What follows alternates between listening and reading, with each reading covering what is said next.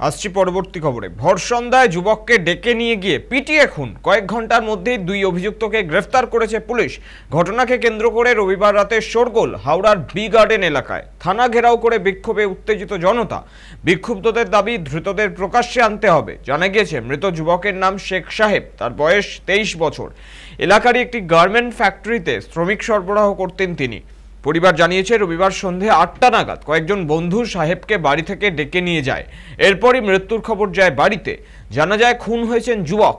খবর পেয়ে যুবকের দেহ উদ্ধার করে পুলিশ। ঘটনায় জড়িত সন্দেহে গ্রেফতার করা হয় 2 জনকে। এই ঘটনায় উত্তাল হয়ে ওঠে বি গার্ডেন থানা চত্বর।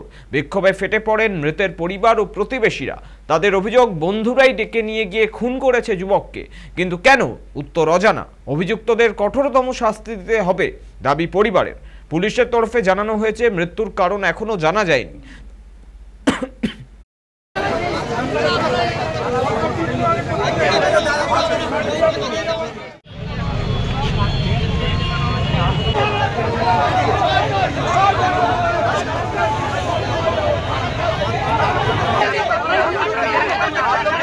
শেষ করে দিয়েছে, বাড়ি থেকে ডেকে নিয়ে গেছে। কি নাম ওর?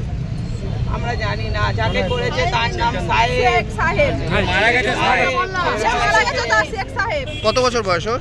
24 বছর বয়স। এই বাড়িতে ছিল, ফোন করে ডেকেছে। কে ডেকেছিল? কে ডেকেছে কি জানি, যে মেরেছে সেই ডেকেছে।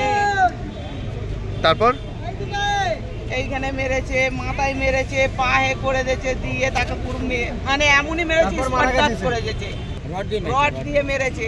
বাড়ি থেকে ফোন করে মার্ডার করা হয়েছে রড দিয়ে। ওরা কি ওই এলাকার ছেলে না বাইরের ছেলে? এর পরিবর্তে প্রশাসন কিছু। আচ্ছা, কতজন